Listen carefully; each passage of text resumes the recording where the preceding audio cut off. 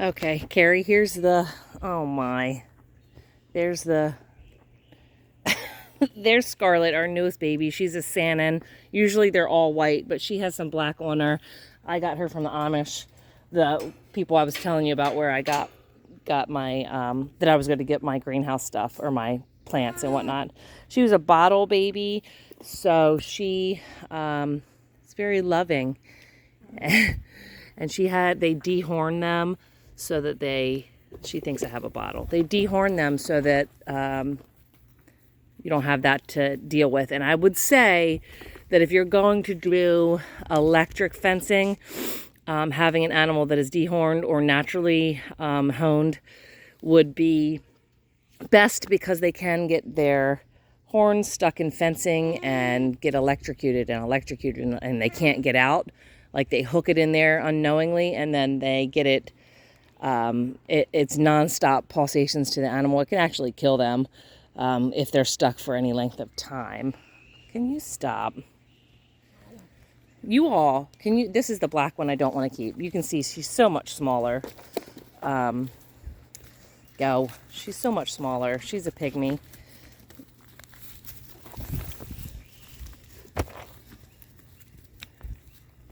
And this one will not stop following me.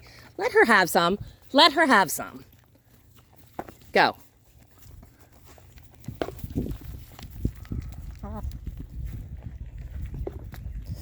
Okay, so fencing in here. I have them, the front yard, not the front yard, but like the front of my house. It had some of these posts every 16 foot. I guess they had this all electrified, I would assume, with that span. So between every one, I put in a stepped-in post. So it's about every 8 foot, just for some extra security, for like, to make it more taut. But I didn't do a great job, because you can see that my fence is saggy in some spots. Like, it's not like super tight like it should be. But hey, that's what I did, and it keeps them in just fine. This is 2 by 4 inch. It's not no climb. It's just welded wire. This isn't the best fencing. This is probably the cheapest fencing. If you got woven wire, like they knot it. She's trying to eat my shoe. She's such a little baby because she's been bottle fed. She just is super attached. Anyway, back to the fencing. If you did woven wire, they like knot it together and it's much stronger, and they have anti-climb wire for livestock, for horses and for goats, and that would be your best bet if you can afford it. I could not afford that. It was too expensive for me, because I had like, I don't know, 3 acres to do, and it was just a lot. For housing, I found this is literally all I have had all winter long and through every snowstorm and rainstorm. You can see it's not great. It looks ghetto. It works for them.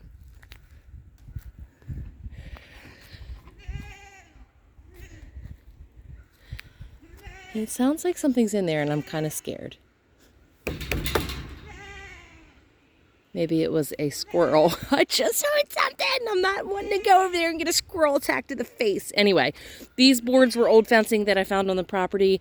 I just put, Steve will do much better, but you know, I don't know how to build, and neither does Rob. So we put these posts in the ground. We just buried them, dug them down with a post hole digger, like the handheld one, put them in like a foot down, and put 6 on each side, and then just attached the boards, and found old metal roofing and attached it to the top. On the inside, I put 2, what are they called? You know what this is called. These things. What is that? Wow. Pallets? Yes, pallets. I put 2 pallets to keep them up off the ground, and then I put a ton of straw bales in here. I would build them up along this side in the wintertime, because this is where the weather comes in, and they would sit on the other side of it. Never had any problems from sickness, rain, anything. And for animals like horses, any large livestock, any animals really, as you know, airflow is best. So it's better to have better airflow than a warmer environment and, you know, no airflow. Like I could close this all the way in and shut the door and do the whole nine, but it would make for a sicker animal. Come on. So I'll show you some of the stream crossing ghetto rigged situations that we have, because some of the areas that we had to do, I just had to build up rocks and put in a cattle panel. Here's one, which I'm surprised they haven't figured out how to get out, but I'm sure that they will. I'm not even going to walk over there to bring their attention to it. It's a cattle panel. So my pond is up there, and there's the outlet for it, and it's a stream that goes under the driveway, and it comes to here. I have the fencing that I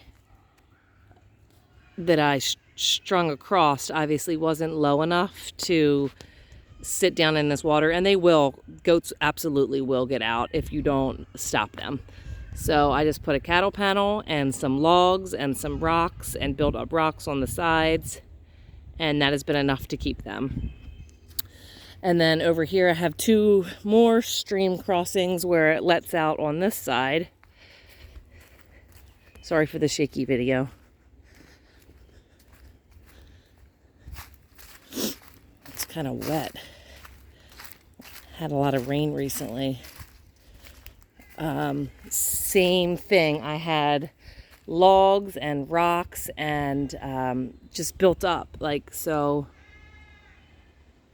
And then it kind of backed up. It's clean water up this end. It's kind of murky down here where it reaches where the fence is. I don't want them getting out. So I could probably have done a better thing. I was thinking maybe even like cinder blocks, since they have 2 holes, and I could have like built up a wall of cinder blocks so the water could still go through. But I think that when debris comes down, it would have clogged up the cinder blocks anyway. So I don't know what to do about that, but that's what I've done there. They haven't gotten out. Knock on wood. Okay, here's another low spot in my fencing. I just picked up debris and built up so that they don't go under it. They don't dig. They're not going to dig their way out. So it's low there, and I just put a bunch of rubbish that I found. And then there's another spot down here, 2 other spots where the little one, Scarlet, that was the black and white one, she's the newest one, and she's the bottle baby that you hear screaming in the background. She got out yesterday twice down here. I don't know exactly where she got out, but she's screaming for me. I hope she doesn't follow me, because I don't want to draw her attention to anything I'm near. Like if you go near a hole, they're going to go near a hole. Like that's how they are. They're actually pretty smart. So 2 more little stream crossings down here. And by the way, Carrie, this was all briars. Goats do a really good job. Like, yeah. I mean, I won't say this was all like super thick. Up in the woods, it was super thick. But so this is another stream crossing, and I put metal, and I put rocks, and I put whatever I could find. Like there's old stepping posts that I found on the property. I did the fencing across. I think this is where she got out yesterday, so we built up rocks there. They don't love the water. Like they're not going to walk through the water like a pig will, or a cow or a horse. They will walk right through the water. Goats don't really want to hang out in the water, but if they find a spot near the water, they'll go ahead and risk it.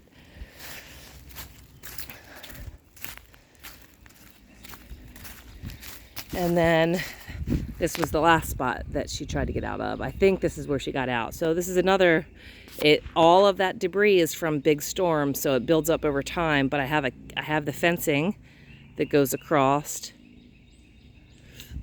And then a cattle panel. They're my best friend. I think you know what they are. 16 foot by 4 foot high. You can get hog panels that are like 3 foot high, but I always go for the cattle because they're bigger. And their holes, I think, are maybe 4 by 4 inches. So that's how I've done that. And then down here, this is all old fencing that I found that we just kind of rigged. We're going to open this up this week and continue further down into the woods and give them more room, and also give the kids the opportunity to play in the stream down there once the goats clear it out. So that is my fencing situation. Oh, one more thing. So this welded wire can be floppy, like I told you. It can be floppy. It's kind of tight here. And you take a plier and you grab hold of the metal and you do a quarter turn, and it makes that loop and it tightens the wire. So anytime you have loose wire, you take your plier and you grab hold of it and do a quarter turn, and it tightens it up from both directions. I did learn that along the way. And I guess I misspoke. This wasn't all briars. This was all, I mean, there was a lot of briars down here, but it was able to be mowed. But we did not have grass growing down here until we got the goats, because the goats eat all of the nonsense and usually avoid the grass. They just eat all of the browse. So it gave the grass the ability to grow, which it's starting to come in now. So I don't want you to think like this was all briars and they cleared all this. I misspoke. But up here by the house where I was originally, by their little goat hut, and when I first walked in, and down by the stream, the first stream, or no, not the first stream, but the second stream area that I showed that had the 2 outlets, like that was completely, you could not walk through it. It was all briars up to your chest. And they have made quick work of clearing everything out. So as far as animals to clear land, absolutely every day, I would say goats. They're not as hard to keep in as people think. As long as you keep them happy where they're at and they have lots of food, they won't try to get out. Unless they're cute little babies and they know that they can squeeze through and they're too dumb to realize that they've gotten themselves in a situation. But like all of this area, like all of it, all the way going up to the house, it was chest high last year. And now there's nothing. Grass is growing in between. Like grass is growing here. And that was never happening before, because like the sun couldn't get down to the land. It was all just briars. Whew. Okay, so this is what happens when you get a bottle baby. They love you forever and ever. Come here. Come here. Hi, baby. And the tail, she thinks I have a bottle. So she's thinking she's going to nurse. No, not my tail. All right, so hopefully I covered it all. I'm going to send this one to you now, and then text me after you get it. All right, bye.